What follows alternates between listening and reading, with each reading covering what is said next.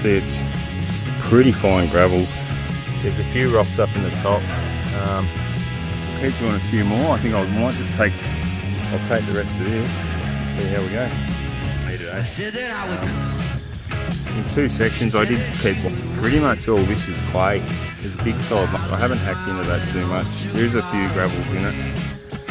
Down in this section here last week I like the test pan, but there's no water around here, so I work out where it is from the sections I do.